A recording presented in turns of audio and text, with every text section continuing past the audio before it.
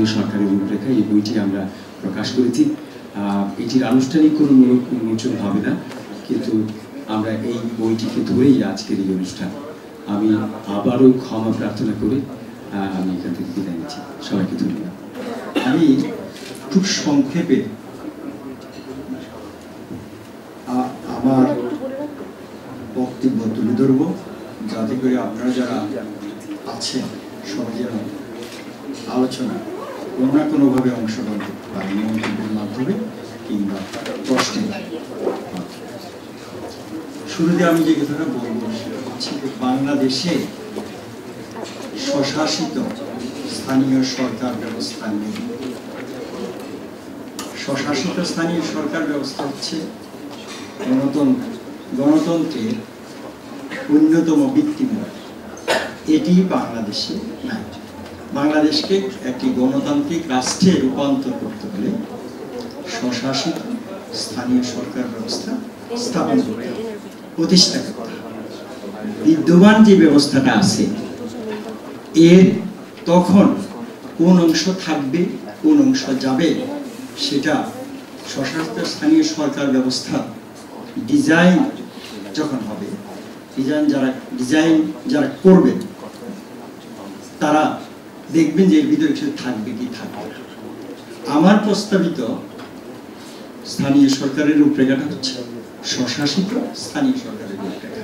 সেই ক্ষেত্রে বিদ্যমান ব্যবস্থা কোন অংশ আছে কোন অংশ থাকার দরকার নেই সেটা আপনারা রূপরেখাটা দেখলে আশা করি বুঝতে পারবেন। আমি একটু পিছনে যেতে চাই।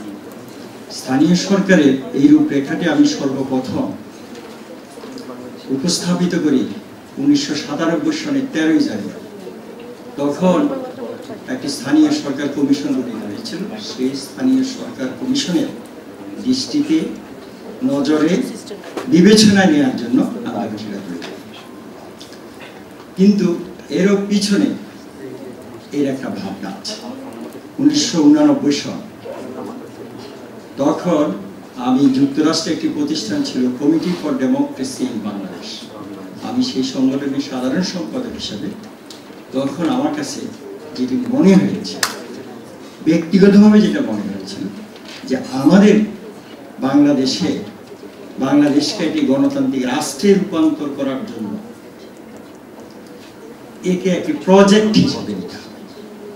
পাকিস্তানের আমল তার ওই সময় 1989 পর্যন্ত যে সময়টা রয়েছে, পরের সময়টা সবকিছু বিবেচনা, ওই সময় আমি যেই কথাটি ভেবেছিলাম আজকেও সেই বিবেচনা সেই অবস্থা বিরাজমান।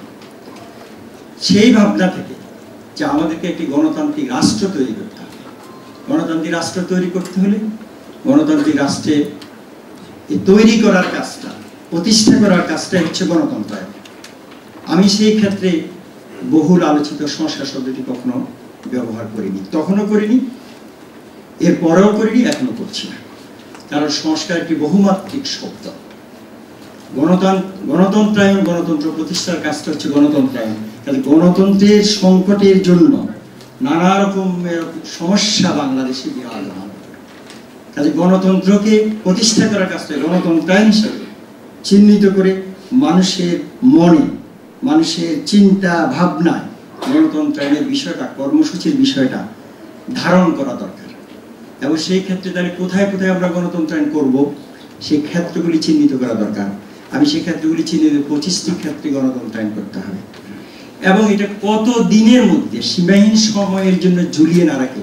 পাকিস্তানের আমল গেল, বাংলাদেশের 36 বছর চলে গেল, তাহলে আমরা শুধু গণতন্ত্রকে প্রাতিষ্ঠানিক রূপ দিতে হবে এই কথার মধ্যে কি থেকে যাব? সেজন্য সীমাহীন সময়ের জন্য ঝুলিয়ে না রেখে এটাকে একটি নির্দিষ্ট সময়সীমার মধ্যে গণতন্ত্রায়নের কাজ সম্পন্ন করার অঙ্গীকার হিসাবে আমাদেরকে নিতে হবে। সেই ক্ষেত্রে আমি তখন বলেছিলাম যে 10 বছরে বাংলাদেশের গণতন্ত্রকে প্রাতিষ্ঠানিক রূপ দেওয়া সম্ভব, যদি ক্ষেত্রগুলি চিহ্নিত করা যায়। এবং সেই ক্ষেত্রে গণতন্ত্রায়ন করার জন্য গণতন্ত্রায়নের রূপরেখা লাগবে, কর্মসূচি লাগবে। সেই ক্ষেত্রে আমি 25টি গণতন্ত্রায়নের কর্মসূচি তৈরি করতে হবে। এবং আরেকটি কথা যেটা গণতন্ত্রের সঙ্গে আমরা বলি না, গণতন্ত্র বাস্তবায়ন অন্যান্য প্রজেক্টের মধ্যে অর্থ লাগবে, টাকা লাগবে। এই টাকা আমরা দিতে প্রস্তুত কিনা? আমরা অন্য সব প্রজেক্টের জন্য টাকা দেওয়ার কথা বলি, কিন্তু গণতন্ত্রায়নের জন্য টাকা খরচ করতে হবে, শ্রম দিতে হবে, সময় দিতে হবে, জনবল লাগবে। এটাকে একটা প্রজেক্ট হিসেবে নেওয়ার জন্য আমি দীর্ঘদিন যাবত যে বক্তব্য করে বলে আসছি, এখনো সেটা বলছি। তবে গত 2006 সালে এটাকে একটু ভিন্নভাবে উপস্থাপিত করেছি। সেটাকে আমি গণস্বপ্ন 2020 নামে উপস্থাপিত করেছি। গণস্বপ্ন 2020 হচ্ছে 2020 সালের মধ্যে আমরা বাংলাদেশকে একটি উন্নত গণতান্ত্রিক রাষ্ট্রে রূপান্তর করতে চাই, দেখতে চাই। আমরা একটি উন্নত গণতান্ত্রিক বাংলাদেশে বসবাস করতে চাই। সেই সময়টা শুরু করার জন্য যখন 2006 1/11 তখন হয়নি, তখন আমি বলেছিলাম যে নির্বাচন হওয়ার পর, যেই সময় নির্বাচন হওয়ার কথা ছিল, যে 2007 সালের জুলাই থেকে, অর্থাৎ আর্থিক বছর থেকে এটা শুরু করা যেতে পারে, তাহলে এটা 2020 সালের মধ্যে শেষ করা যাবে। অথবা 2008 সালে শুরু করার জন্য আমি, আপনারা দেখবেন পেজ নাম্বার 17, আপনাদের কাছে যে এটা আছে আবার দেখতে পারেন, সেখানে ব্যাপারটা পেজ নাম্বার 17 গণস্বপ্ন 2020, সেই কথাটা উল্লেখ আছে যে 2008 থেকে আমরা এটাকে ধরতে পারি। তাহলে 2008 থেকে যদি আমরা ধরি 2020 সালের মধ্যে 31 ডিসেম্বরের মধ্যে আমরা বাংলাদেশের গণতন্ত্রকে একটি উন্নত গণতন্ত্রে রূপান্তর করতে পারি। তার জন্য কি করতে হবে আমি বলেছি। সেই দৃষ্টিকোণ থেকে আমি 3টা রূপরেখা প্রণয়ন করেছি। 1989 সালে আমি যেটা করেছি সেটা সুষ্ঠু নির্বাচন, ফেয়ার ইলেকশন হচ্ছে গণতন্ত্রের one of the basis of democracy. 1989 সাল সেই সময় আমি এটা তুলে ধরেছি। 1997 সাল লোকাল স্থানীয় সরকার রূপরেখা, 2001 সাল আইনসভার রূপরেখা।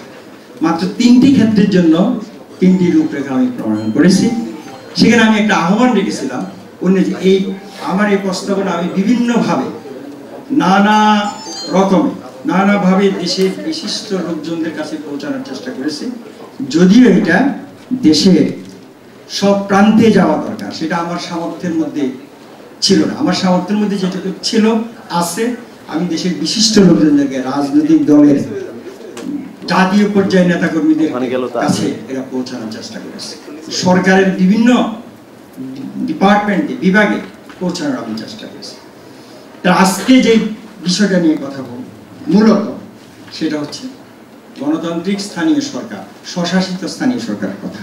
সেটাকে আমি কিভাবে দেখছি? গণতন্ত্রায়নের অংশ হিসেবে দেখছি, গণতন্ত্র প্রতিষ্ঠা একটি ক্ষেত্র হিসেবে দেখছি।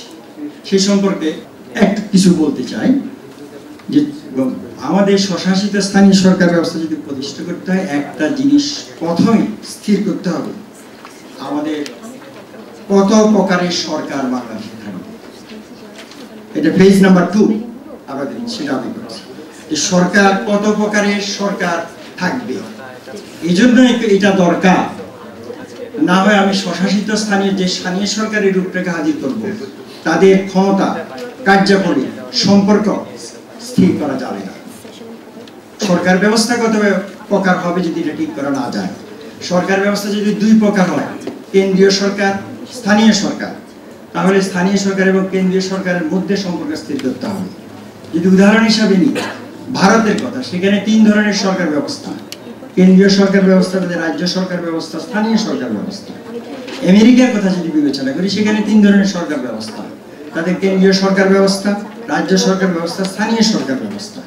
সেখানকার লোকাল গভর্নমেন্ট হচ্ছে রাজ্য সরকারের অধীনে কাজ করছে, তাদের সরাসরি সম্পর্কটা হচ্ছে রাজ্য সরকারের সঙ্গে, কেন্দ্রীয় সরকারের সাথে সম্পর্কটা পরোক্ষ। তাহলে বাংলাদেশে যদি আমি সরকার ব্যবস্থাটা ঠিক করতে না পারি, সব আমাদের দেশ, একটা কথা বলি, যেসব দেশ আয়তনে বিশাল সেসব দেশে সাধারণত 3 প্রকারের সরকার হয়। সে উদাহরণ ভারত, সেটা উদাহরণ আমেরিকা। যেসব দেশ আয়তনে ছোট, জনসংখ্যার দিক থেকে বাংলাদেশ বিশাল একটি দেশ, এই 2টা জিনিস বিবেচনা করলেও বাংলাদেশে আমি যেটা প্রস্তাব করেছি সেটা হচ্ছে 2 প্রকারের সরকার থাকা দরকার। তাহলে আমি যদি ভারতের সরকার, স্থানীয় সরকার, রাজ্য সরকার, কেন্দ্রীয় সরকারের সম্পর্ক রেখে ভালোভাবে দেখি শুধু, বাংলাদেশের সরকার ব্যবস্থা স্থানীয় সরকারের রূপরেখা প্রণয়ন করা যাবে না। আমেরিকাটা দেখলে হবে না, কারণ বাংলাদেশের সম্পর্ক হচ্ছে স্থানীয় সরকারের সাথে কেন্দ্রীয় সরকারের সরাসরি সম্পর্ক, সেটা অন্যভাবে তৈরি করতে হবে। সেজন্য আমি জোর দিচ্ছি যে আগে যারা এটা নিয়ে চিন্তা করবে, যারা প্রণয়ন করবে, তাদেরকে সরকার ব্যবস্থা সম্পর্কে ঠিক করা দরকার। এক, দুই, আমাদের যে বর্তমান যে সরকার আছে একটাই সরকার, সেটা হলো বাংলাদেশ সরকার। যদি আমরা স্বশাসিত স্থানীয় সরকার ব্যবস্থা প্রতিষ্ঠা করি, তাহলে আমরা সারা দেশের জন্য যে সরকারটা করব তার একটা আনুষ্ঠানিক নাম দরকার, মানুষের বোঝার জন্য, বলার জন্য, দায়িত্ব কার কোনটা স্পষ্ট করার জন্য। সেই ক্ষেত্রে এখন সেটা নেই। আনুষ্ঠানিকভাবে আমরা আমাদের সারা দেশের জন্য যে সরকার হয়, সে সরকারকে কেন্দ্রীয় সরকার বলবো না জাতীয় সরকার বলবো। আবার আরেকটা বিভ্রান্তি এখন আছে যে আপনারা শুনে থাকবেন মাঝে মাঝে প্রায় সময় জাতীয় সরকার গঠন করার কথা বলা হয়, কিন্তু যারা এই কথাটা বলেন আমি তাদের অনেকের সাথে আলাপ করে দেখেছি, তারা মূলত জাতীয় একতা সরকারের কথা বলেন, ন্যাশনাল ইউনিটি গভর্নমেন্টের কথা বলেন। ন্যাশনাল গভর্নমেন্ট আর ন্যাশনাল ইউনিটি গভর্নমেন্ট এক জিনিস নয়। এইটা দুটাকে বলার সময় এক করে আমরা শুধু জাতীয় সরকার বলি, মধ্যখানে ইউনিটি শব্দটা আর বলি না, একতা বা ঐক্য শব্দটা বলছি না। তখন মানুষ মনে করে জাতীয় সরকার মানে সকলকে নিয়ে যে সরকার হবে সেই সরকার। কিন্তু আমি কেন্দ্রীয় সরকার বা জাতীয় সরকার বলতে ওটাকে বোঝাচ্ছি যেটা সারা দেশের জন্য সব স্বাভাবিক অবস্থায় তৈরি হবে যে সরকারটা। আমরা সেটাকে জাতীয় সরকারও বলতে পারি অথবা কেন্দ্রীয় সরকার বলতে পারি।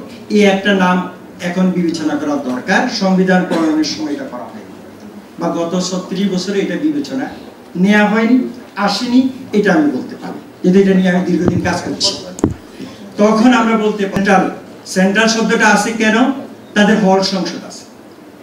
যদি হল সংসদ না থাকতো তাহলে হয়তো ঢাকা বিশ্ববিদ্যালয় ছাত্র সংসদ, সেন্ট্রাল শব্দটা লাগানোর কোনো দরকার হতো না। অনুরূপ ভাবে যদি বাংলাদেশে আমরা স্বশাসিত লোকাল গভর্নমেন্ট এস্টাবলিশ করতে করি, তাহলে আমাদের ওখানে তখন কেন্দ্র কথাটা আমরা লাগাতে পারি, কেন্দ্রীয় সরকার কিংবা জাতীয় সরকার সারা দেশের জন্য। এটা বিবেচনা করতে হবে। 3 নম্বর ফেজে একটা জিনিস বিবেচনা করতে হবে, সেটা হচ্ছে স্থানীয় সরকারের প্রকারভেদ। স্থানীয় সরকার কত প্রকার হবে?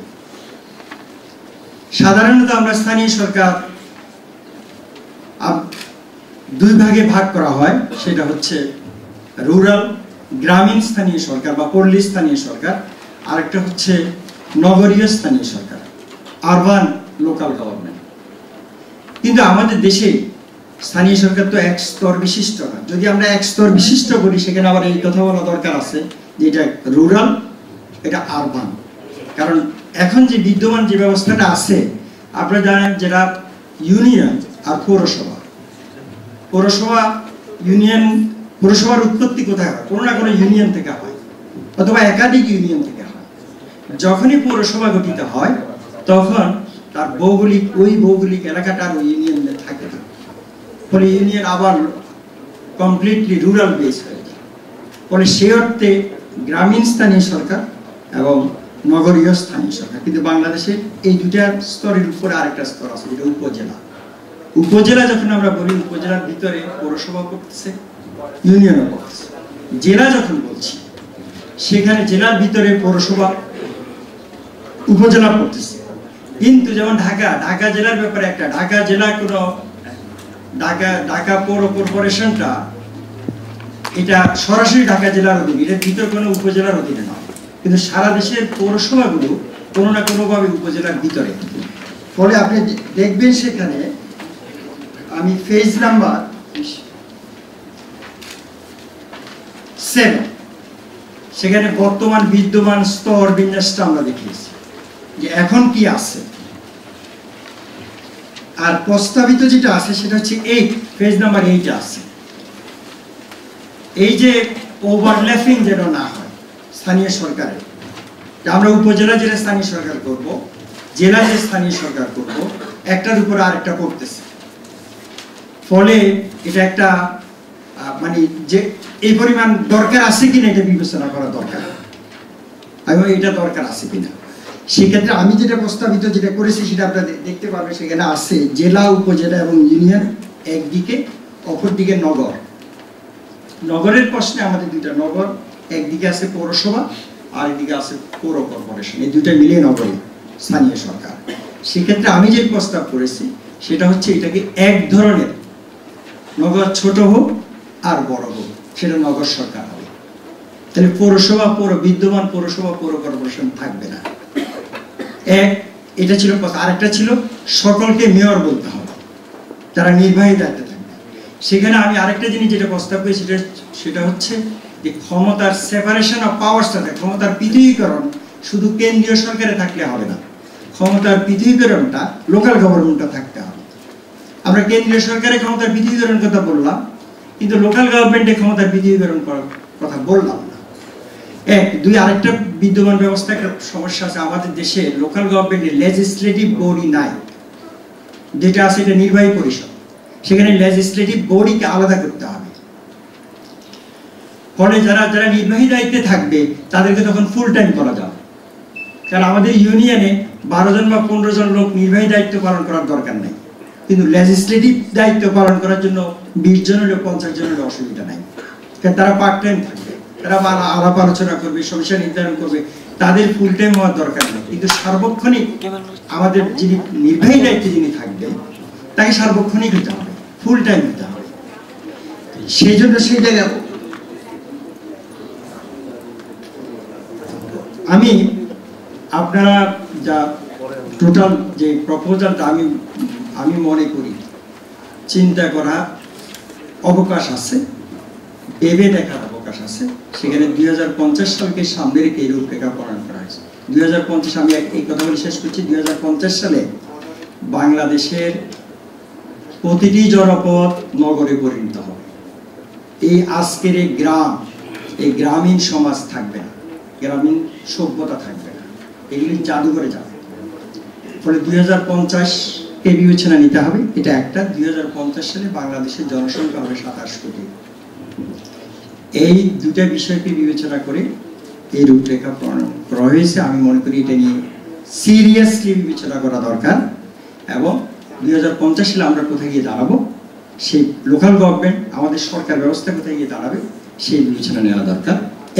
দুই, আমি যে কথা বলবো যে গণতন্ত্র প্রতিষ্ঠার কাজকে একটি প্রজেক্ট হিসাবে নিতে হবে এবং একটি নির্দিষ্ট সময়সীমার মধ্যে ঠিক শেষ করতে হবে। এটা 36 বছর পাকিস্তানের আমল, সেটার জন্য তো পাকিস্তানে তো আমরা অর্জন করেছিলাম যুদ্ধ করে, সংগ্রাম, সেটাও একটা যুদ্ধ, সেখানে সংগ্রাম ছিল, ব্রিটিশের বিরুদ্ধে আন্দোলন ছিল পাকিস্তান প্রতিষ্ঠার জন্য, কিন্তু সেখানে তো গণতন্ত্র হয়নি, সেখানে লোকাল গভর্নমেন্ট প্রতিষ্ঠা হয়নি, পাশের দেশ হইলো বা এখানে হয়নি। তো এই টোটাল সময়টাকে আমি বিবেচনা নিতে চাই, তো গণতন্ত্রকে প্রজেক্ট হিসাবে নিতে হবে এবং সেই গণতন্ত্রায়নে লোকাল গভর্নমেন্ট সেভাবে প্রতিষ্ঠা করতে হবে। আপনাদের সবাইকে ধন্যবাদ। ধন্যবাদ আবু তালেব সাহেবকে, তার প্রাঞ্জল ভাষায় বিস্তৃত ব্যাখ্যা প্রদানের জন্য। তার গ্রন্থের যে সার কথা তিনি সেটা তুলে ধরেছেন আমাদের সামনে তার বক্তব্যের মধ্য দিয়ে। আমি এই পর্যায়ে আমাদের সুধীবৃন্দর দৃষ্টি আকর্ষণ করে বলবো যে আপনাদের কাছে, যাদের কাছে মোবাইল টেলিফোন আছে, তারা যদি অনুগ্রহ করে সেটা নিঃশব্দ রাখেন তাহলে আমাদের জন্য ভালো হবে। বিষয়টা মনে করিয়ে দিতে চাইলাম প্রাসঙ্গিকভাবেই। এ পর্যায়ে আমাদের এলজিআরডি মাননীয় সচিব মহোদয় তিনি একটি উপস্থাপনা করবেন, পাওয়ার পয়েন্ট প্রেজেন্টেশন। আমি তাকে আহ্বান করছি তার প্রেজেন্টেশন শুরু করার জন্য। ধন্যবাদ। এই অনুষ্ঠানের সম্মানিত প্রধান অতিথি, স্থানীয় সরকার উন্নয়ন মন্ত্রণালয়ের মাননীয় উপদেষ্টা,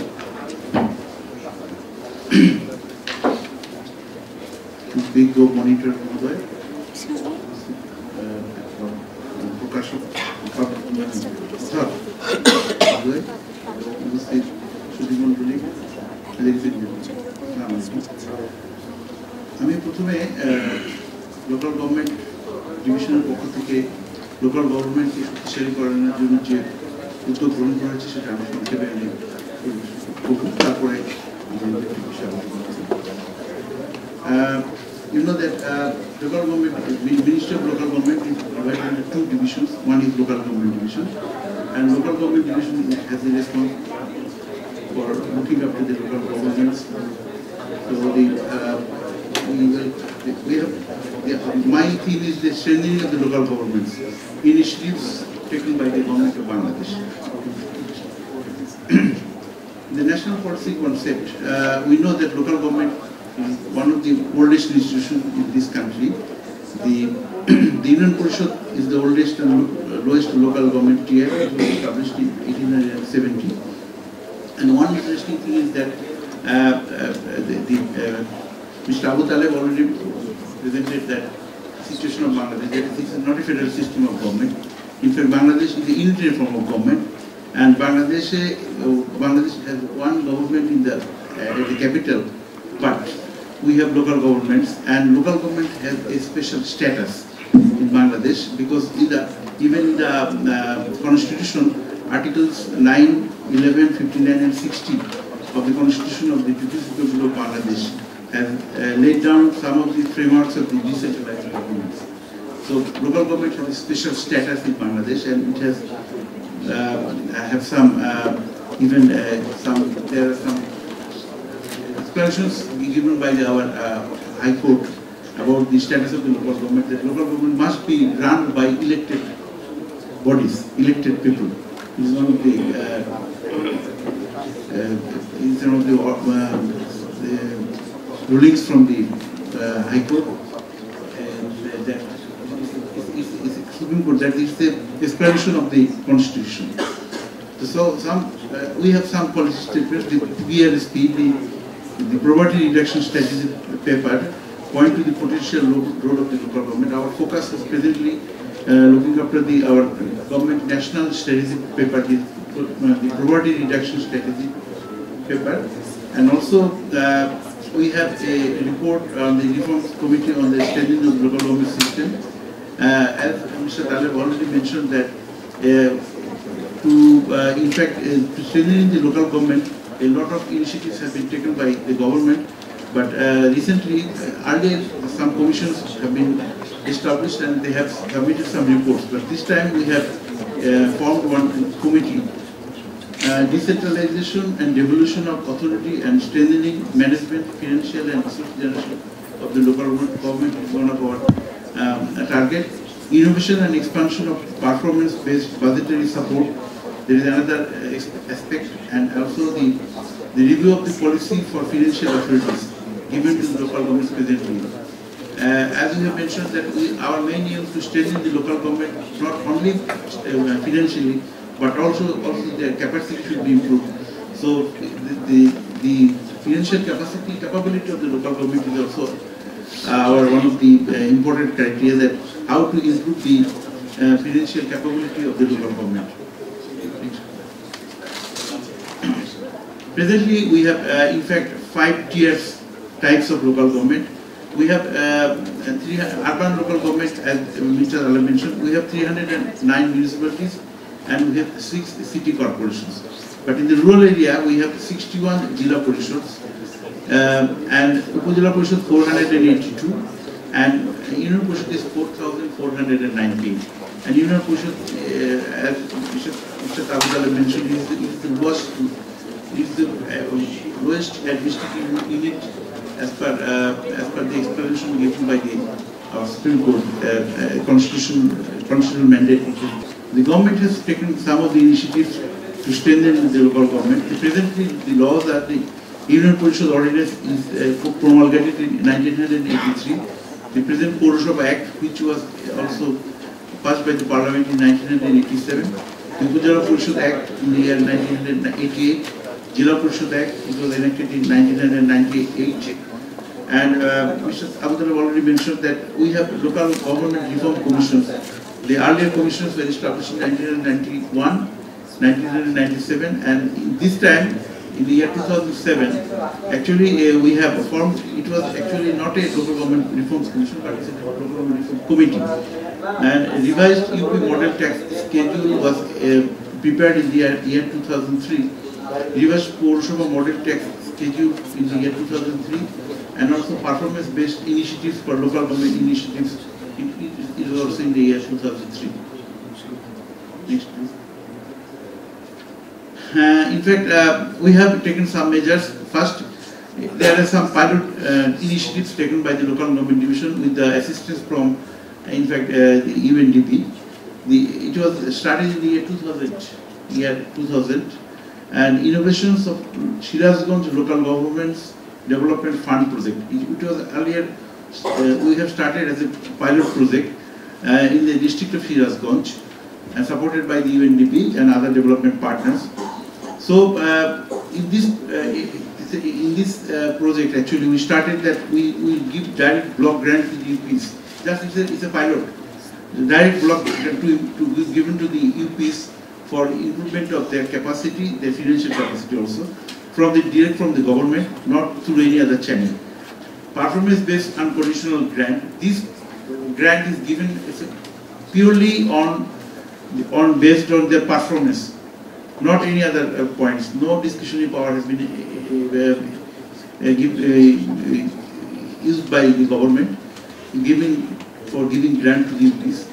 Participatory performance assessment, participatory planning at the ward level, and transparency and accountability framework of the UPs. In fact, we have started this pilot that the Union Parishad will make their own plan in their wards, and mainly in their budget meetings has to be held in the open area, so that the people will attend their budget meeting. This is the start. In the year 2000 we have started, and it actually ended in December 2005. Okay, we have other areas of interest, like strategy for enhanced revenue earning. The UPs have been asked to earn more revenue, at least 70%. So that at least if they can earn more than 70%, they will be eligible for getting grant. This is one of the preconditions. Another is the empowerment of women. It's one of the important issues that the position of the woman in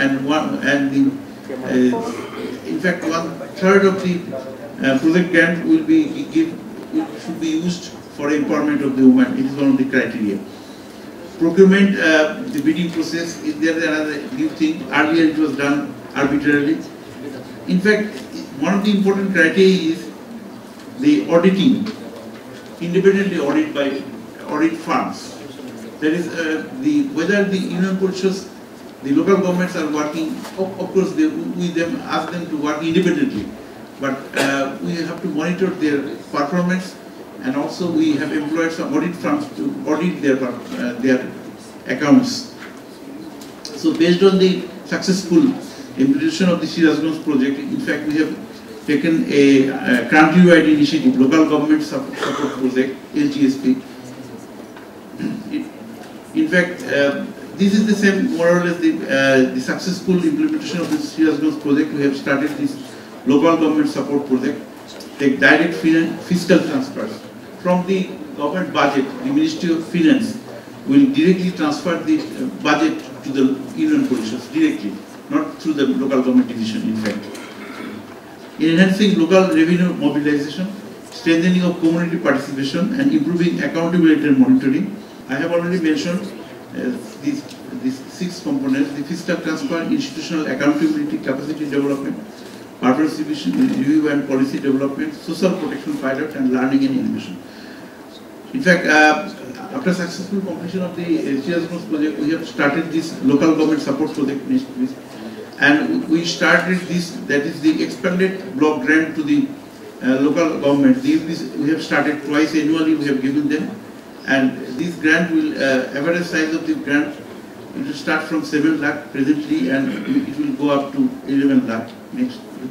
There is some sort of monitoring by the EONO and deputy to local government at the field level.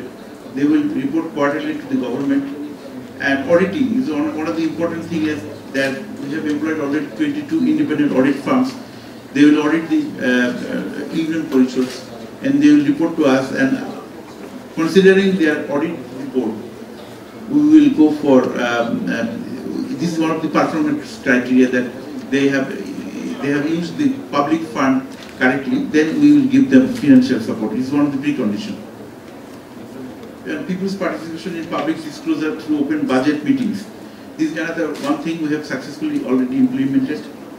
So I have mentioned that we have started social protection pilot activities in 19 UPs. Now this is supported by United Nations Development Program, UNCDF, European Commission, and DANICA. And it will be implemented in 6 districts in Bangladesh. and this is more or less this will field test the successful innovation already done in the Shirazganj project. Sources of fund, presently we have working on this, about 208 million we are going to spend. From that, GOV is giving some fund, World Bank, and UNDP, EC and NDA is also giving some funds. Recently, after some, actually this we are going to implement this, we are implementing this in the union parish. So, in fact, we are also studying that whether we can implement this in other areas like the Poroshobhas and the Upajilas also. And government has taken some initiatives. One is government has constituted a high-powered reform committee. In fact, it is headed by one of our former secretary, Dr. Shaukat Ali, to revisit the functions, tiers, capacities, resources, functionaries, service delivery, planning, budgeting, effectiveness, efficiency, and community movement participation in the local government bodies. The reforms committee has already submitted their report, and we are going to frame some laws. One is one law for all the union parishads, Upajila parishads and Jila parishads. One law, another law for the municipalities, and the third law is for city corporations. So we are going to frame 3 laws as per recommendation of the committee, and also as per recommendation of the committee we are going to actually form one independent local government commission, so that the commission will in future looking after the local government neutrally without any political pressure. And also the committee has recommended that the members of the parliament has no affairs with the local government. The local government will run independently. We are also going to develop citizens charter for all service providing agencies, including local government institutions. This is another one for government initiative that we are going to prepare. Even Dhaka municipality has already, Dhaka City Corporation has already prepared the citizens charter. Another is the poverty reduction strategy paper provides a guideline to service providers for efficient and time-bound services. This is another important point because we have, the government has a strategy paper, this poverty reduction strategy paper. So all the service providers, the local government should also follow the guideline of the government's the PRSP document for efficient and time-bound services. And we have the future plan, the next one. The next plan is already, as I mentioned, to implement the viable recommendation of the reform committee. Elections, maybe it is the responsibility of the election commission, they will go for election. Enhance the discretionary block grant for LGAs, and harmonize rules and regulations for the city corporations, all UPs, Upajila and Jila Parishad, and also LGSP for municipalities and Upajila Parishad, and review the policy of the LGs. And our final aim to bring the government close to the people, to ensure better service delivery according to the need of the people, to reduce transaction cost and ensure cost efficiency, to reduce corruption and ensure better governance, to contribute to the poverty. In fact, Mr. Abu Taleb has already mentioned some of the issues. He has also mentioned the superimposition of the local government and also the separation of powers. In fact, Mr. Abu Taleb suggested a legislative body in local government. In fact, we are going to frame the law for city corporations in that law, not the legislative body, but some sort of body is created. Maybe we can call it advisory body. It consists of all the elected the mayors and the commissioners, and also the government officials working in the city corporations. They will also be members of the city corporations without voting right.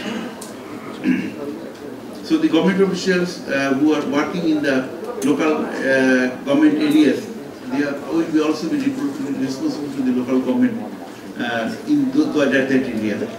Even in the Upajila Parishad, as we know that already the law existed that the officials in the Upajila, as the Upajila engineer or officers are non-voting rights members of the Upajila Parishad. So even in the other local bodies like the city corporations, we have proposed, the committee proposed that the government officials, the service providers mainly, they will also be the members of the city corporations without voting right. I should finish because time has passed. Thank you very much. ধন্যবাদ সরফরাজ হোসেন সাহেবকে। তিনি বিদ্যমান যে ব্যবস্থাটি আছে স্থানীয় সরকারে সেটি সম্পর্কে বিস্তৃত একটা উপস্থাপনা প্রদান করেছেন আমাদের সামনে, এবং সেই সঙ্গে ফিউচারিস্টিক কিছু প্রজেকশনের উপরও তিনি আলোকপাত করেছেন, এবং এর পাশাপাশি সাকসেস স্টোরিগুলো তুলে ধরবার চেষ্টা করেছেন। আমি এ পর্যায়ে অ্যাডভোকেট বশির আহমেদ সাহেবকে কিছু বক্তব্য রাখবার জন্য অনুরোধ করছি। আজকে আমাদের স্থানীয় সরকারের রূপরেখা সম্পর্কে জনাব মোতালেব সাহেব দীর্ঘদিনের যে চিন্তা, একটা ফসল, একটা স্পষ্ট নির্দেশনা আমাদের সম্মুখে উপস্থাপন করেছেন একটা পুস্তকের মাধ্যমে, গণতান্ত্রিক স্থানীয় সরকারের রূপরেখা। এটা আমাদের জন্য কতটুকু অপরিহার্য আমাকে সমর্থন্ত কমই দেওয়া হয়েছে। এই 5 মিনিট সময়ের মধ্যে এত বড় সাবজেক্টের উপরে কিছু আলোকপাত করাটা, এর আউটপুট নিয়েও কথা বলতেও খুব সংক্ষিপ্ত সময়। তারপরেও আমি বিজ্ঞ সুধীমণ্ডলীর সম্মুখে আমি এই প্রস্তাবনা সম্পর্কে আমি দু একটি কথা উপস্থাপনা করতেছি। জনগণের দ্বারা জনগণ কর্তৃক নির্বাচিত প্রতিনিধিগণের দ্বারা শাসন ব্যবস্থা হচ্ছে প্রকৃত স্থানীয় সরকার ব্যবস্থা। এই জনগণের দ্বারা জনগণ কর্তৃক নির্বাচিত এই যে থিমটা, এই থিমটা শত শত বছর পূর্বে এটা আসছে, কিন্তু আজকেও আমাদের দেশের জনগণ, আমরা জনগণের দ্বারা জনগণ কর্তৃক যে শাসন ব্যবস্থা সেটা সম্পর্কে প্রকৃত জনগণকে এখন আমরা সচেতন করতে পারিনি। একটা দেশ আমরা 71 সালে আমরা 47 সালে একবার স্বাধীন হয়েছিলাম, আবার আমরা 71 সালে স্বাধীন হয়েছি, কিন্তু প্রকৃতপক্ষে এদেশের জনগণ যতটুকু এই স্বাধীনতার জন্য, মৌলিক অধিকারের জন্য যত আত্মত্যাগ করেছে, পৃথিবীতে এমন কোন জাতি নাই, খুব কম জাতি আছে যারা এত বেশি রক্ত দিয়ে তাদের স্বাধীনতা অর্জন করেছে। স্বাধীনতার দীর্ঘ সময় পরে আজকে আমরা এই বছর আমাদের বিচার বিভাগকে আমরা স্বাধীনতা করছি, শুধু অফিসিয়ালি। এখনো কিন্তু প্র্যাকটিক্যালি কিন্তু আমরা যেটা, আমি একজন সুপ্রিম কোর্টের আমি লয়ার হিসাবে আমি কথা বলতে পারি যে আমরা এখনো আসলে আমরা যে বিচার বিভাগের স্বাধীনতার যে মূল যে গুণগত পরিবর্তন সেটা কিন্তু এখনো জনগণ কিন্তু সেটা সুবিধা এখনো পাবে না, সেটা আরো অনেক সময় ব্যাপার। কিন্তু যে আউটপুটিং, যে লেজিসলেটিভ যে সেপারেশন, সেইটা আমাদের শুরু হয়েছে। তার পাশাপাশি আজকে স্থানীয় সরকারের যে রূপরেখাটা, এই রূপরেখাটা আমি বলতে চাচ্ছি যে সেই আমাদের দেশের জনগণের, যে জনগণ এত বড় ঐতিহাসিক ভূমিকা নিয়ে দেশকে স্বাধীন করেছে, সেই জনগণ এখনো তাদের জনগণের দ্বারা জনগণ কর্তৃক শাসন করতে হবে, এই ব্যবস্থাটা এবং এর সুফলটা এবং এর সচেতনতা এখনো আমরা জনগণকে সেই সচেতনতা করতে পারি না। আমাদের দেশ, আমাদের জাতি, আমরা সারা পৃথিবী আজকে যেভাবে এগোচ্ছে, আমরা যেভাবে 71 সালে সারা দুনিয়ার মানুষকে চমক দিয়ে আমরা যেভাবে বাংলাদেশ একটা স্বাধীন জাতি হিসেবে আমরা প্রতিষ্ঠিত হয়েছে, কিন্তু আজকে এত দীর্ঘদিন পরেও আজকে আমরা যে প্রকৃত গণতন্ত্রের যে গণতান্ত্রিক ব্যবস্থা এবং গণতন্ত্রের যে মানুষের মৌলিক অধিকার এবং গণতন্ত্রের যে ব্যবস্থাটা, সেটা এখন আমরা মানুষকে আমরা দিতে পারি নাই, মানুষকে সচেতন করতে পারিনি। আমাদের আজকে আমি সংক্ষিপ্তভাবে শুধু বলতে চাই, জনাব আবু তালেব সাহেব, ওনার সাথে আমার সাথে দীর্ঘদিনের সম্পর্ক, এবং এই স্থানীয় সরকারের এই সেপারেশন এই ব্যবস্থা নিয়ে এবং জনগণের ক্ষমতায়ন নিয়ে ওনার সাথে আমার সাথে দীর্ঘ 12 বছর থেকে আলাপ আলোচনা হয়ে আসছে। যখনই দেশে আসেন, যখনই আমেরিকা থেকে উনি প্রায় ফোনে কথা হয়, যখনই দেশে আসেন তখনই ওনার সাথে আমার সাথে এক্সচেঞ্জ অফ ভিউজ, ডিসকাশন হয় কন্টিনিউয়াসলি। তারপরে আমি আজকের এই যে পুস্তকটা স্থানীয় গণতান্ত্রিক স্থানীয় সরকারের রূপরেখা, এর মধ্যে আমি একটা জিনিস লক্ষ্য করলাম যে জনগণের নিকট জবাবদিহিতা যে স্থানীয় সরকারের ব্যবস্থা করা হয়েছে, সরকারের নগর সরকার এবং স্থানীয় সরকার এবং গ্রাম সরকার, তাদের যে জবাবদিহিতার ব্যাপারে সুস্পষ্ট দিক নির্দেশনা এখানে উপস্থিত আছে। আমি মনে করি যে আমাদের তালেব সাহেব যেভাবে এর পিছনে সময় দিয়েছেন, উনার অনেক গবেষণা করছেন, তার মধ্যে দিয়ে আমাদের সমাজের মূল জিনিসটা হচ্ছে আমাদের জবাবদিহিতা। আমরা যে যেখানে অবস্থান করি আমরা মনে করি যে দেশটাই আমার, ব্যক্তি হোক আর জনগণ হোক আর সরকার হোক, যিনি আজকে একটা চেয়ার বসেন তিনি মনে করেন যে এটা আজীবন ওনার জন্য, কিন্তু মনে করেন না এই চেয়ার কিন্তু কালকে ওনাকে আবার এইটা এই জবাবদিহিতা এই ইয়েটা আমাদেরকে আরো কঠিন ভাবে নেওয়ার জন্য আমি জনাব তালেব সাহেবের নিকট অনুরোধ করব। আরেকটি কথা হচ্ছে যে আমাদের সংবিধানে আমাদের আর্টিকেল 59 এবং 60-তে যেভাবে সুস্পষ্টভাবে বলা হয়েছে যে আপনি এই বইতে পেজ 21-এ যেভাবে উনি স্থানীয় সরকারের যে ক্ষমতাগুলো পেজ 21-এ উনি বলেছেন, আমি এর সামঞ্জস্যতা আমাদের আর্টিকেল 22-তে আমাদের আর্টিকেল 59-এ আমাদের কনস্টিটিউশনে আমাদের যে উনি যে এমফাসাইজ করছেন যে সাবজেক্টের উপর, সেটা কিন্তু সুস্পষ্টভাবে নির্দেশনা আমাদের কনস্টিটিউশনে আছে। আমাদের কনস্টিটিউশনে আর্টিকেল 59 সাব আর্টিকেল 1-এ বলা আছে, local government in every administrative unit of the republic shall be entrusted to bodies composed of persons elected in accordance with law. Article 2, everybody such as is referred to in clause 1 shall subject to this constitution and any other law. 1A, administration and the work of public officers. B, the maintenance of public order, the preparation and implementation of plans relating to public services and economic development. তাহলে আমাদের কনস্টিটিউশনে আমাদের মাননীয় উপদেষ্টা সাহেবের আমি দৃষ্টি আকর্ষণ করতেছি যে এটা আজকে তালেব সাহেবের প্রস্তাবনা নয়, এটা আমাদের সংবিধানের দিক নির্দেশনা। যেভাবে সেপারেশন অফ জুডিশিয়ারি সংবিধানের দিক নির্দেশনা ছিল, সেটা আজকে যেভাবে আজকে কার্যকরী হচ্ছে, ঠিক সেইভাবে এই জনগণের দ্বারা জনগণ কর্তৃক নির্বাচিত, জনগণের দ্বারা জনগণ কর্তৃক নগর সরকার, স্থানীয় সরকার, যেই নামে হোক না কেন, সেই ব্যবস্থাটার জন্য আমাদের সাংবিধানিক দায়বদ্ধতা রয়েছে। আমাদের সাংবিধানিক এই দায়বদ্ধতার নিরিখে আমাদের আগামী 2050 সাল নয়, এখন থেকেই আমাদেরকে কিছু কার্যক্রম শুরু করতে হবে। মাননীয় সচিব সাহেব যে কিছু প্রস্তাবনার কথা বলেছেন এবং কিছু পদক্ষেপ ওনারা গ্রহণ করেছেন, আমরা সেটাকে অ্যাপ্রিশিয়েট করি, কিন্তু তার পাশাপাশি যে আমাদের মূল যে স্থানীয় সরকারের যে সেই উপনিবেশ ব্রিটিশ আমলের দ্বারা প্রণীত আইন এবং সেই ব্যবস্থা এখনো পরিচালিত হচ্ছে, এই ব্যবস্থাটাকে ভেঙে আমাদেরকে নতুন করে জনগণের দ্বারা জনগণ কর্তৃক প্রকৃত শাসনের সেই ব্যবস্থা গ্রহণ করার পদক্ষেপ গ্রহণ করা হবে, এই প্রত্যাশা রেখে আমি আপনাদের সকলকে ধন্যবাদ জানিয়ে আমার বক্তব্য এখানে শেষ করছি। ধন্যবাদ অ্যাডভোকেট বশির আহমদ সাহেবকে। এবার আমি আহ্বান করব ব্যারিস্টার মাহবুবউদ্দিন খোকন সাহেব সংক্ষেপে তার বক্তব্য রাখবার জন্য। বিসমিল্লাহির রহমানির রহিম। আজকে এই সেমিনার সম্মানিত সভাপতি, প্রধান অতিথি, মাননীয় বাংলাদেশ সরকারের মাননীয় উপদেষ্টা, সম্মানিত অতিথিবৃন্দ, উপস্থিত সুধী,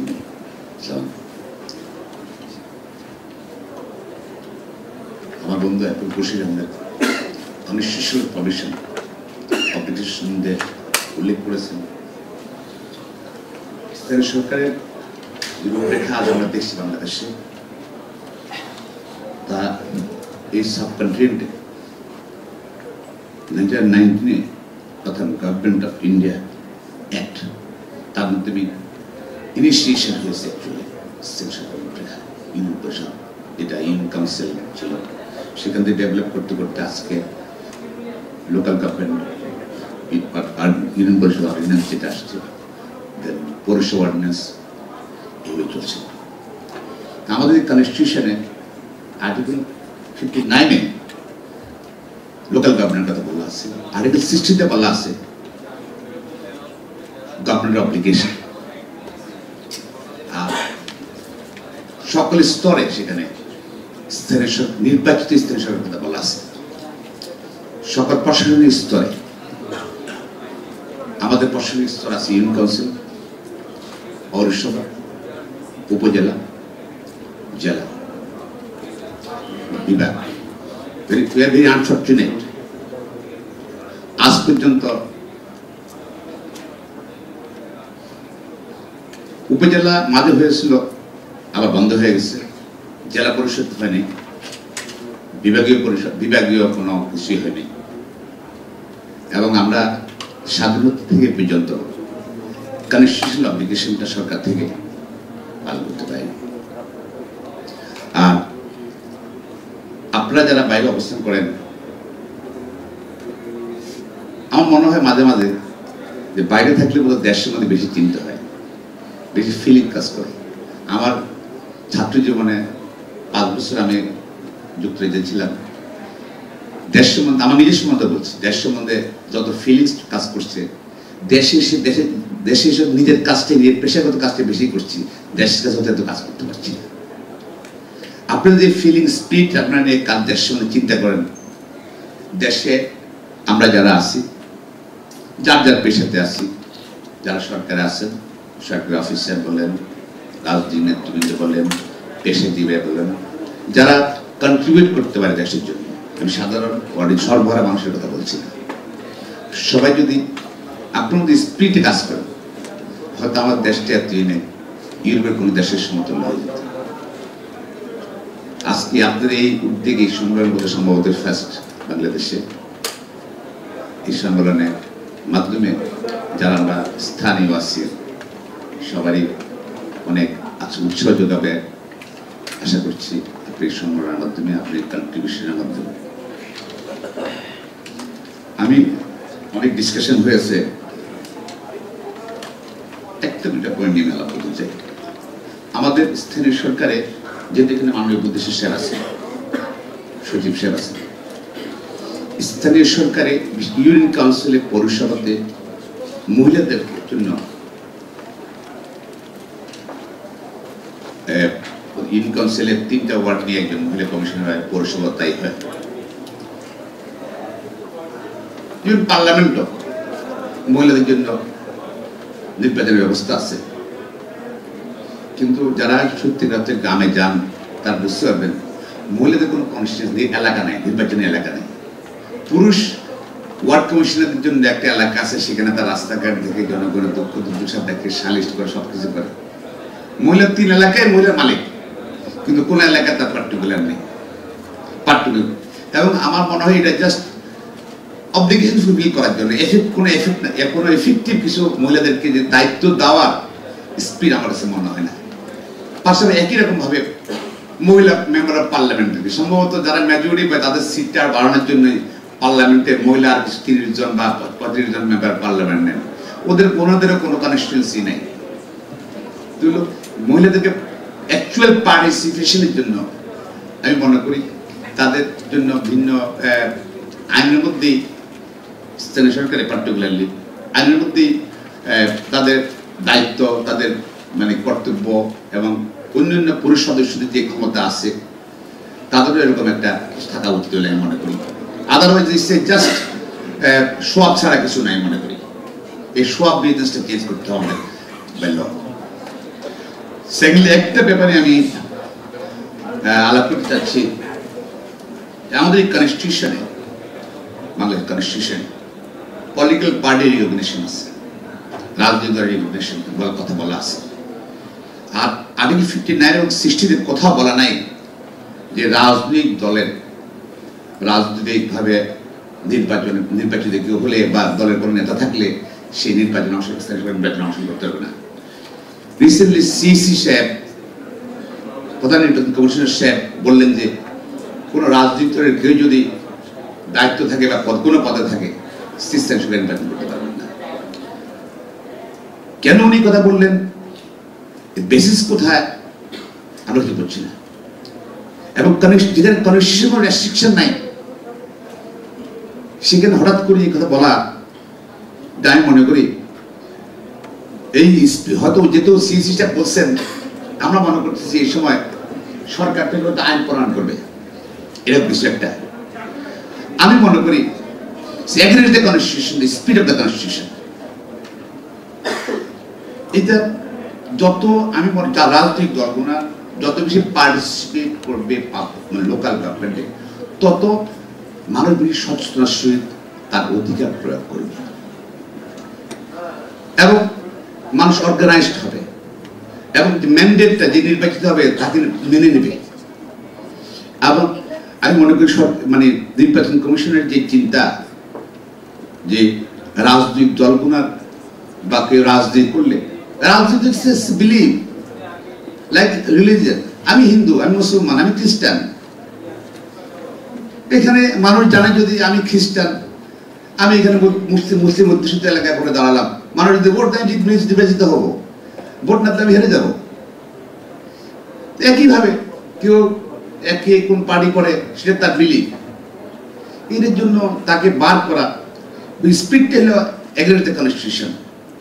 এবং এটা হলে হয়তো অনেক আইনগত জটিলতার সৃষ্টি হবে।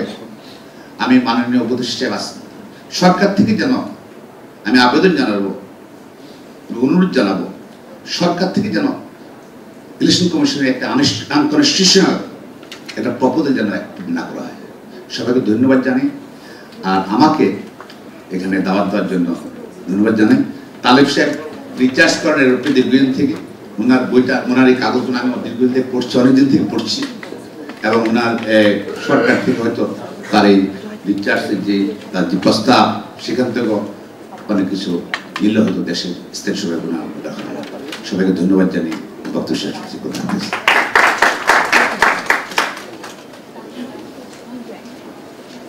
ধন্যবাদ ব্যারিস্টার খোকনকে। এবার আমরা যার দিক নির্দেশনামূলক ভাষণ শুনবার জন্য অধীর আগ্রহে অপেক্ষা করছি, আমাদের আজকের প্রধান অতিথি মাননীয় উপদেষ্টা মোহাম্মদ আনোয়ার ইকবাল, তাকে আহ্বান করছি পরিয়ান আসবার জন্য। ধন্যবাদ।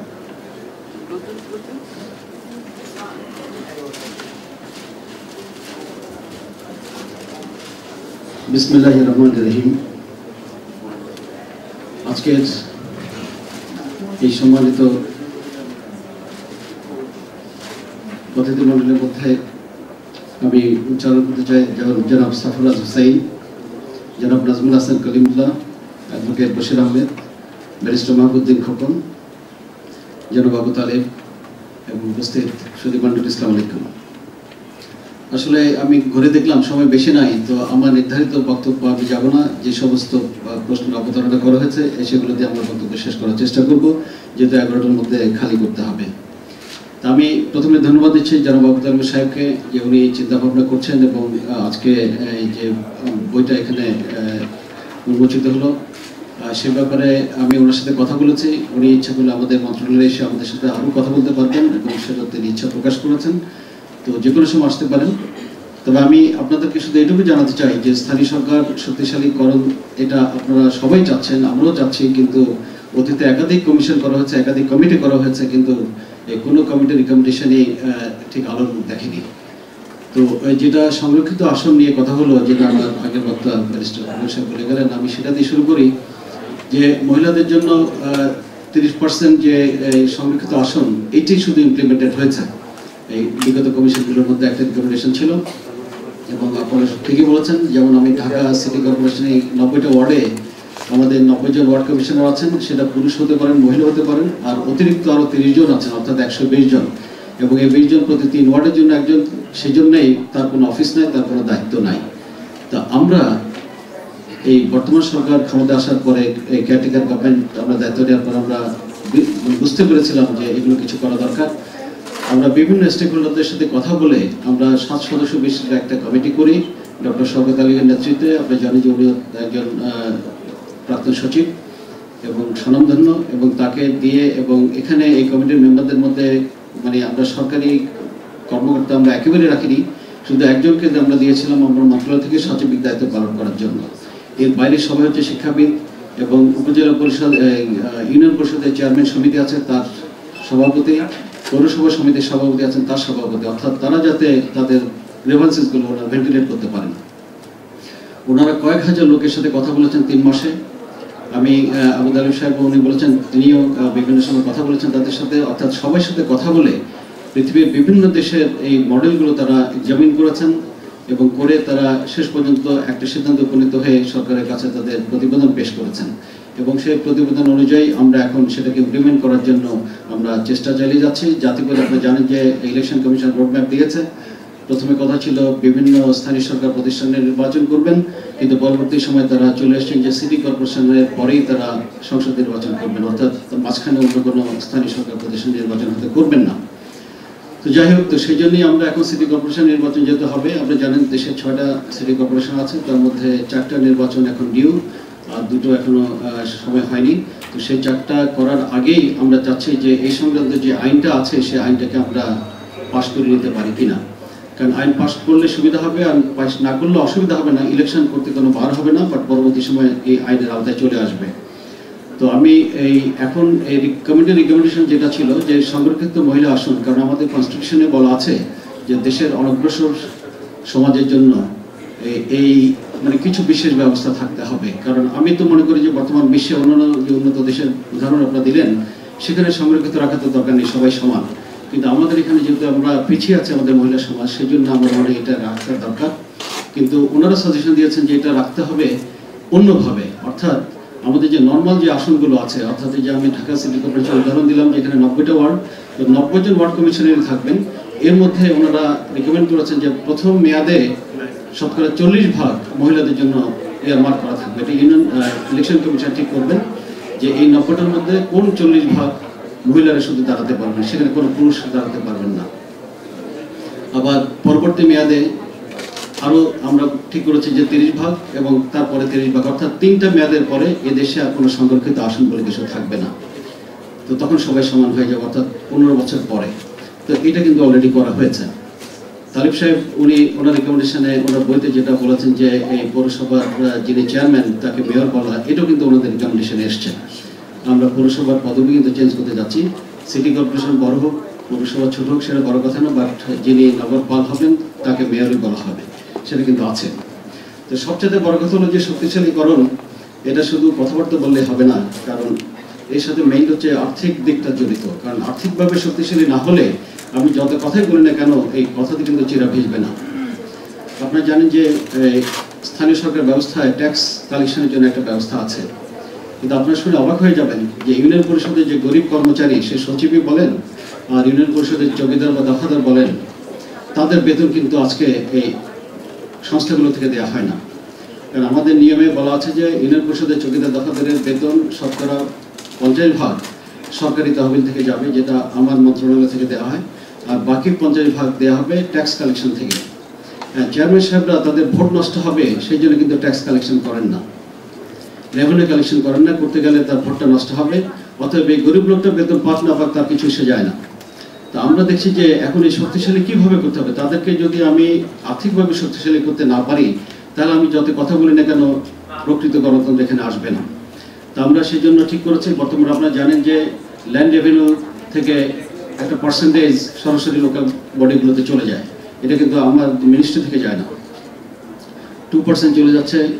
আমাদের বিভিন্ন সংস্থাগুলো আছে, সেই ইউনিয়ন পরিষদ বলেন, উপজেলা বলেন, পৌরসভা বলেন, এগুলো কিন্তু ওখান থেকে চলে আসে। ঠিক আমরা একইভাবে চিন্তা ভাবনা করেছি যে এরপরে যে সরকারি যে আরো বিভিন্ন খাত আছে রাজস্ব আয়ের, যেমন ভ্যাটেরও একটা সার্টেন পার্সেন্টেজ সরাসরি এগুলোতে চলে যাবে, অর্থাৎ সেখানে মন্ত্রণালয়ের কোনো কর্তৃত্ব থাকবে না। আবার ইনকাম ট্যাক্সের কথা বলেন, সেটাও ওখান থেকে এনবিআর থেকে সরাসরি চলে যাবে, অর্থাৎ তাদের যাতে টাকার কথা চিন্তা করতে না হয়। না হলে এই মন্ত্রণালয়ে আমি যেখানে আছি, এখানে যিনি বসে থাকেন তার দিকে তাকিয়ে থাকে সারা দেশ। কারণ উনি যদি নিজ দলীয় হন তাহলে একটু বেশি খাতির পান, আর যদি বিরোধী দলীয় হয় তাহলে ওনাকে কোনো টাকা পয়সা দেওয়া হয় না। তো এইভাবে তো এই স্থানীয় সরকার ব্যবস্থা, সেটা আমি জেলা সরকারে বলি আর যে সরকারে বলি, কোনো সরকারই টিকবে না। তো সেই জন্য আর্থিকভাবে শক্তিশালী করতে হলে কি করতে হবে, এইসব জিনিসগুলো চিন্তা করতে হবে। শুধু থিওরি দিয়ে কিন্তু কথা বলে চলবে না। আমাদের দেশের প্রেক্ষিতে আমি যেখানে বলেছি যে আমার গ্রামের, আমি যেহেতু পুলিশের ব্যাকগ্রাউন্ড থেকে এসেছি, তো এই চৌকিদার দফাদার কিন্তু বছরকে পর বছর এই বেতনটা পাচ্ছেন না, আর আমরা সরকারিভাবে 50% বেশি দিতে পারি না। তো এটা একটা দিক। আর আমরা আরেকটা জিনিস করেছি যে মহিলাদের এম্পাওয়ারমেন্টের জন্য, আপনারা জানেন যে এটা রিকমেন্ডেশন এসছে, বাট তার আগেই আমরা আইন সংশোধন করেছি। সেটা হলো যে আপনারা দেখেছেন যে দুর্নীতি বিরোধী অভিযানের কারণে আমাদের মানে 6টা সিটি কর্পোরেশনের মধ্যে 5 জনই এখন জেলে আছেন, একজন বাদে। তো এখন আমাদের যে এক্সিস্টিং আইন ছিল সেই আইনে বলা আছে যে মেয়রের অনুপস্থিতিতে উনি যাকে দায়িত্ব দিয়ে যাবেন তিনি দায়িত্ব পালন করবেন। এখন এই যে গ্রেপ্তার হয়ে যাওয়ার সময় দায়িত্ব দিয়ে যেতে পারেননি, অতএব কে দায়িত্ব পালন করবেন এটা কিন্তু আইনে বলা নাই, এবং সরকারি তরফ থেকে আমাদের দেওয়ার কোনো সুযোগ হয়নি। সেই জন্য আমরা আইন পরিবর্তন করে মেয়রের একটা প্যানেল তৈরি করেছি, এবং এই প্যানেলের মধ্যে আমরা বলেছি যে বাধ্যতামূলকভাবে যে একজন মহিলা সদস্য থাকবেন। এটা কিন্তু অতীতে ছিল না, এটা আমরা ইন্ট্রোডিউস করেছি। ওয়ার্ড কমিশনারদের কোনো সম্মানীয় ভাতা ছিল না, মেয়রদের সুযোগ সুবিধা অফুরন্ত, অথচ তার ওয়ার্ড কমিশনারদের একটা টেলিফোন পর্যন্ত নাই। তো তাদের সম্মানীয় ভাতার ব্যবস্থা কিন্তু আমরা আইন চেঞ্জ করে করেছি। তা আমরা চেষ্টা করছি যে সত্যিকারভাবে অর্থবহ করার জন্য যা করা দরকার সেটা আমরা করছি।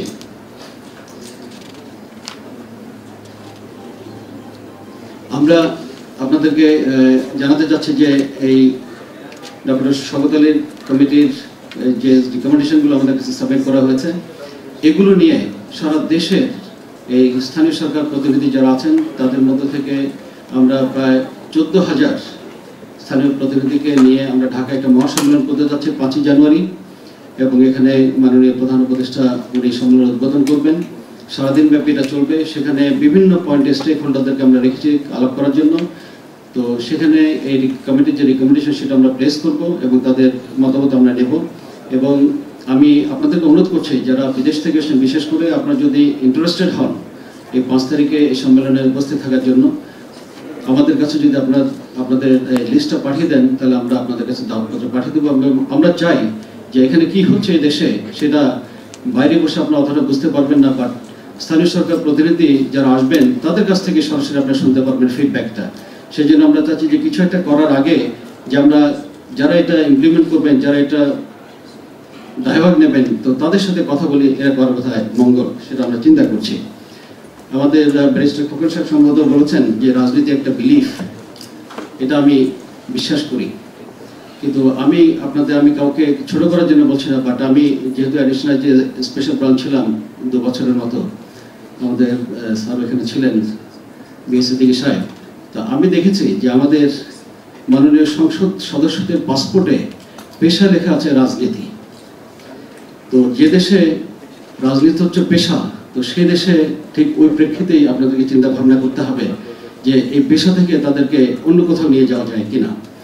আমি সংসদ সদস্যদের রোল সীমাবদ্ধ করে দিচ্ছি যে স্থানীয় সরকার প্রতিষ্ঠানে তাদের রোল থাকবে না, অর্থাৎ গমের ভাগাভাগি থাকবে না। এটা করলে এখন কতজন লোক সংসদ সদস্য হতে চাইবেন সেটা বোধহয় সামনে নির্বাচনে দেখা যাবে। তো আপনাদের সবাইকে ধন্যবাদ। আমাদের মাননীয় প্রধানমন্ত্রীকে প্রচুর ধন্যবাদ। থট প্রভোকিং বেশ কিছু বিষয় তুলে নিয়ে এসেছেন, এবং আমাদের বিশেষ অতিথি বৃন্দ যে বক্তব্যগুলো রেখেছিলেন তার প্রেক্ষিতে আলোচনা করেছেন, এবং সবাইকে আহ্বান জানিয়েছেন 5 তারিখে এই সমাবেশে বিশেষ করে যারা দেশের বাইরে থেকে এসছেন তারা যাতে শরীর করতে পারে। আমাদের চা চক্র এবং আপনাদের মাঝখানে দাঁড়াবার অভিপ্রায় আমার নেই। বলা হয়েছে যে 11টায় এই স্থান ছেড়ে দিতে হবে, সেই জন্যে সবাইকে কৃতজ্ঞতা প্রকাশ করে ধন্যবাদ জানিয়ে